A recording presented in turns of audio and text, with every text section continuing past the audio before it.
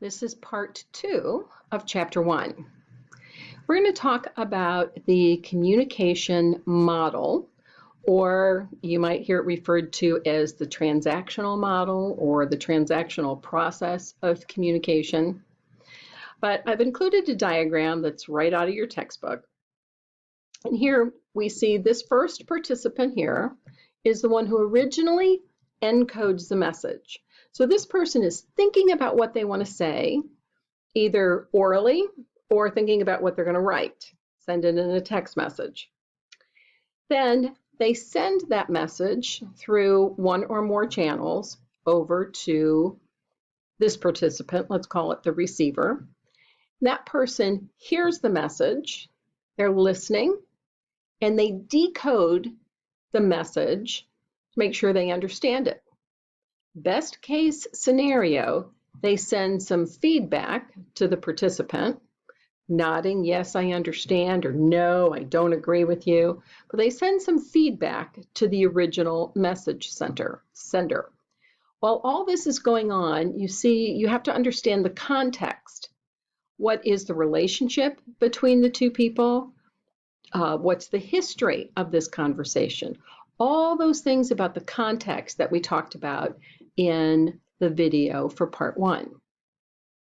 While this communication is happening, you might have external interference, dogs barking over here or sirens going over there.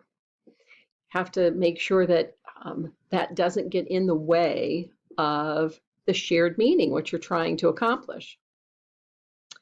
Now, each participant might have internal interference.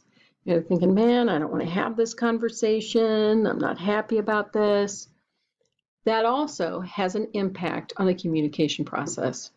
So if I ask you to draw the communication model or the transactional model or the transactional process, this is what I'm looking for. And it's important that you could have these participants in the different channels. So whether it's a face-to-face, right? Or it could be an email or a text message. There might be verbal and nonverbal messages being shared. Don't forget about the context, because everything, this entire conversation or communication, if it's written, you have to consider all those aspects of the context of that communication. Now let's talk about media richness. So the most rich is face-to-face. I sit across from you, we have a conversation, you can see my body language, you can see when I'm smiling, you can see if I'm angry about something, you can get my tone of voice. Next rich might be telephone. So you can certainly hear me. If I'm using a sarcastic tone of voice, you'll get that. If I'm talking really fast because I'm upset about something, you can pick that up by the telephone. But you won't see my body language. You won't see me, if I'm smiling about something. So that's less rich. Then you go down, you have email and like text messages.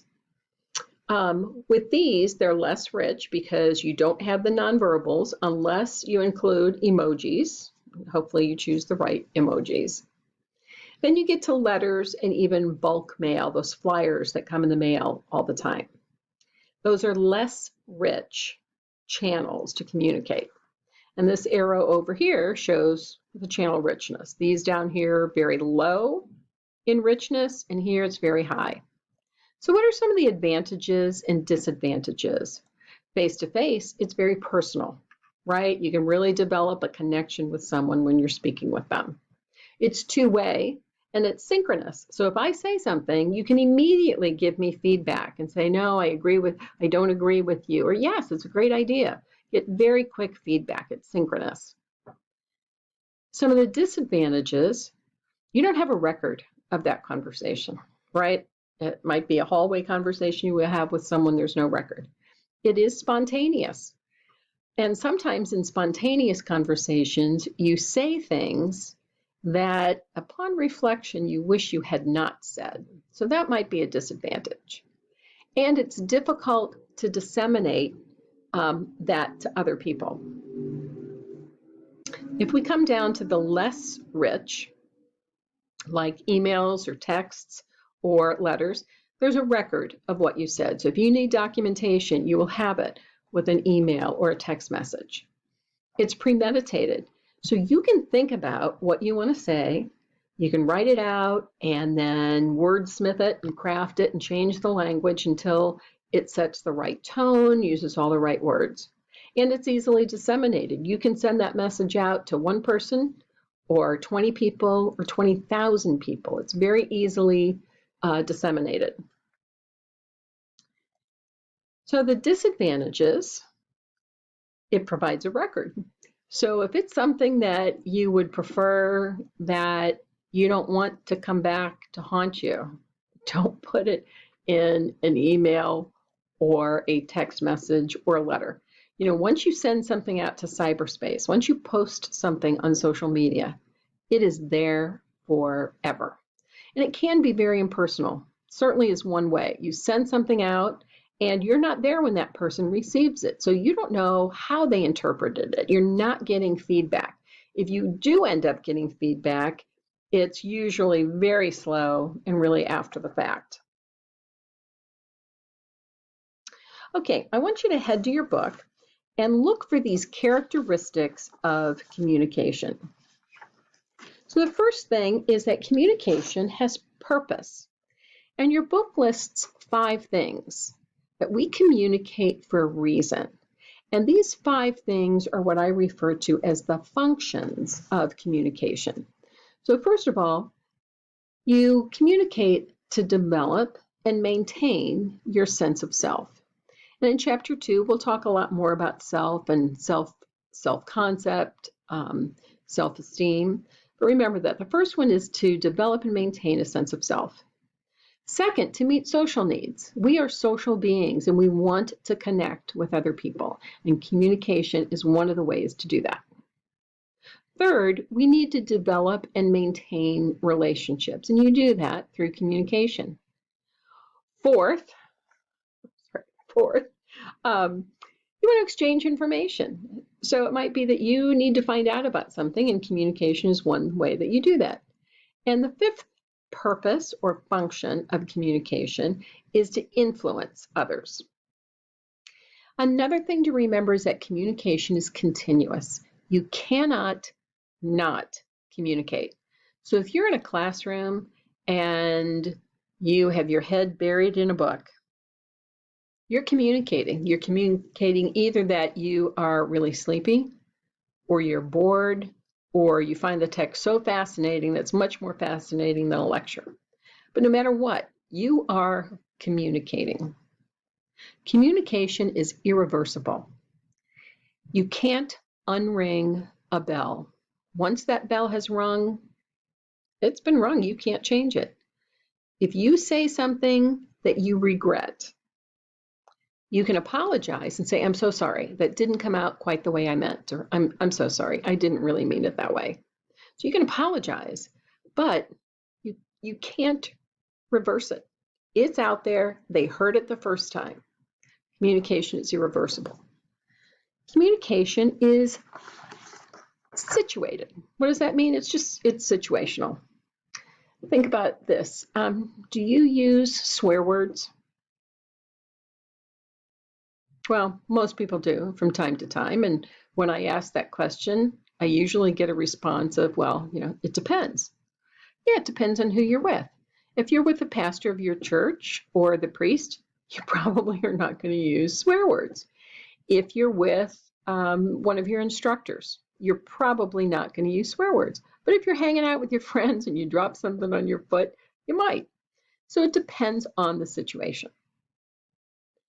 Okay, communication is indexical. And what we mean by that is that the index is the emotional temperature of your relationships. And when you're in a relationship, you're always talking about trust and control and intimacy. So trust, it's just, whether or not you can rely on each other and the degree to which you can depend on someone. Control is the degree to which one person is perceived to be more dominant or powerful. So think about when you have a conversation with your boss or maybe a parent. Those all relate to the emotional temperature, the index.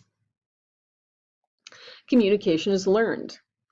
As infants and toddlers, you learn to communicate. You learn by experience, and you learn by practice, and you learn by taking classes like this.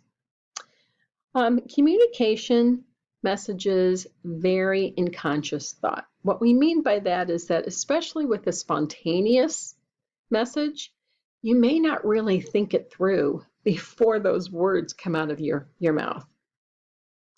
And then communication is guided by cultural norms. Now, I mentioned before about, what school did you go to? What high school did you go to? That's a St. Louis thing, right? No one else is going to know what you're talking about if they're from another part of the country. So whatever those cultural norms are, your communication is guided by that. And it's important to understand those differences. And we'll go through some of those differences in Chapter 3. Communication competence. Okay, communication competence just refers to whether or not the audience sees you as credible. When you give your persuasive speech, you have to outline why we should do what you ask us to do. So in your persuasive speech, you might be asking us to take an action or change our mind about something. Well, why should we do that? Who are you? Why would we listen to you? You have to identify for us why. You've done all this research, you've reviewed, half a dozen articles, you listened to these podcasts, you watched 2 different documentaries, you did some interviews. All of that gives you credibility as a speaker. The other thing is social ease. You're considered to be competent if you don't appear really nervous just talking to people. And some people, even one-on-one, are very hesitant to have that conversation. And so you need to develop some tactics and some skills to appear, at least, to be at ease when you're communicating. And then we have communication apprehension, and this is really about being afraid to speak in public. There are a lot of reasons for this. Negative self-talk, negative intrapersonal communication is a big reason for this, and lack of experience is another one. If you had a bad experience once, it's going to be more difficult to overcome it, but it certainly is not impossible. So all of those things combined help you be a competent communicator. Okay, that concludes part 2 of Chapter 1, and we will continue in the video for part 3, and we'll talk about ethical communication.